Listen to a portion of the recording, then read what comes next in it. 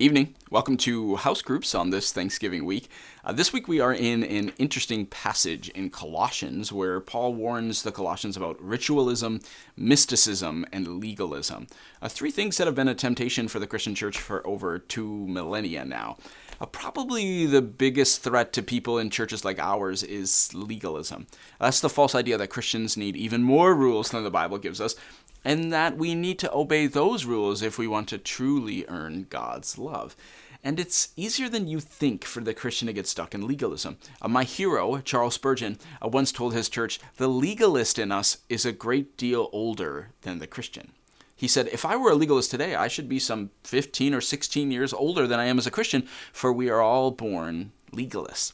In fact, most of us grow up thinking that we need to earn love rather than just receive it as a gift. Legalism, in a sense, is more natural for us. One of the best stories I heard on this is a story that came out of Europe about deer that lived near the Iron Curtain in Europe. That's where there was a free democratic West was separated from the communist East. And on that Iron Curtain line, there was a fence that separated Germany from what is now the Czech Republic.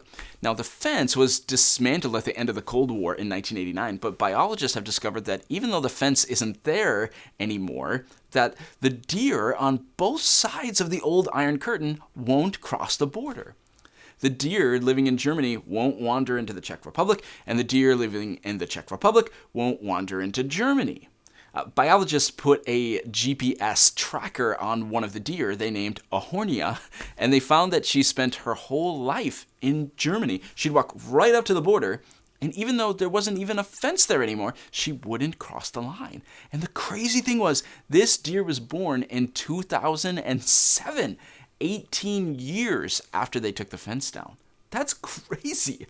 And the other side of the border, in the Czech Republic, they've built an incredible nature preserve that the deer could have went and frolicked in, or whatever deer do.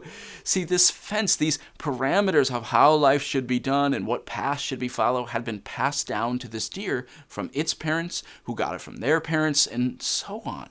And that routine was deeply embedded into all the deer in the area. And the same thing can happen to Christians. When you come to Christ in God's grace, the fence is removed. We're told we don't have to earn his love by walking a certain path. He freely offers it to you.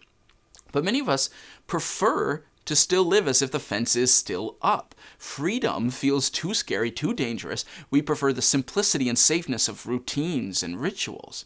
For others of us, we just still believe this idea that God's love is somehow lowered when we sin. We believe in it. That's deep in our family systems for a lot of us. Now, this doesn't mean that there aren't areas that God doesn't want us to go. Of course that's true. But the removal of the fence means that now we can run and play with him in his love, and we don't have to believe anymore that we need to earn his love. He already loves us. Amen.